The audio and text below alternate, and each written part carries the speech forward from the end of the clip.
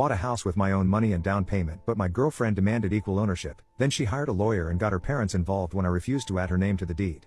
I told him that was completely unfair and that I've been nothing but generous with Carla, letting her live in a beautiful house without paying rent and sharing all the benefits of homeownership without any of the risks.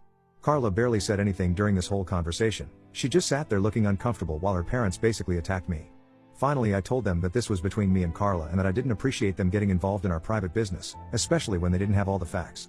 Her dad said that Carla had told them everything about the situation and they understood it perfectly well, and that's when I realized that Carla had been complaining to her parents about this whole thing and probably making me sound like some kind of villain who was trying to control her. After her parents left, Carla and I had another huge fight about it.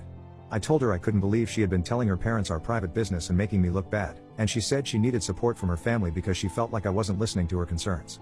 I said that going to her parents and a lawyer wasn't asking for support, it was building a campaign against me, and she said that wasn't what she was doing, but I could see right through it. She was trying to get everyone on her side to pressure me into giving her what she wanted. Then she said something that really showed me what this was all about.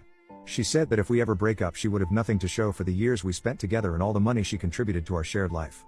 I pointed out that she would have all the money she saved by not paying rent for over the years, plus all the experiences and memories and everything else you get from a relationship, but she said that wasn't enough. That's when I realized this wasn't really about fairness or security, it was about Carla wanting to make sure she got something valuable out of our relationship even if it ended. She was essentially trying to treat our relationship like a business partnership where she gets assets regardless of what she contributed. I told her that's not how relationships work and that if she was already planning for our breakup then maybe we shouldn't be together at all. She said that wasn't what she meant, but I think it was exactly what she meant. She wanted ownership of my house as insurance in case we didn't work out.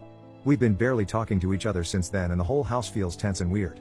Carla spends most of her time in the bedroom or at her sister's place, and when we do interact it's just about practical stuff like groceries or utilities. Honestly, I'm starting to think this relationship might be over. The fact that she went to a lawyer and got her parents involved and tried to build a case against me instead of just talking to me about her concerns shows me that she doesn't trust me and doesn't respect our relationship. If she had come to me and said she was feeling insecure about her living situation and wanted to work out some kind of arrangement, maybe we could have figured something out.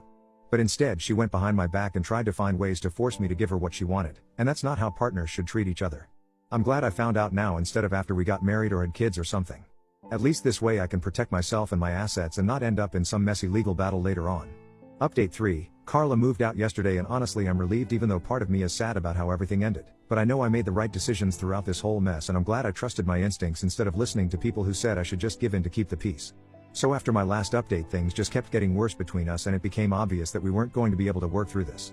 Carla was barely talking to me and when she did it was always about the house and her wanting some kind of legal agreement about ownership or equity sharing. About a week ago she brought me this document that she had apparently worked on with her lawyer. It was like a cohabitation agreement that would give her partial ownership of the house based on her contributions to household expenses.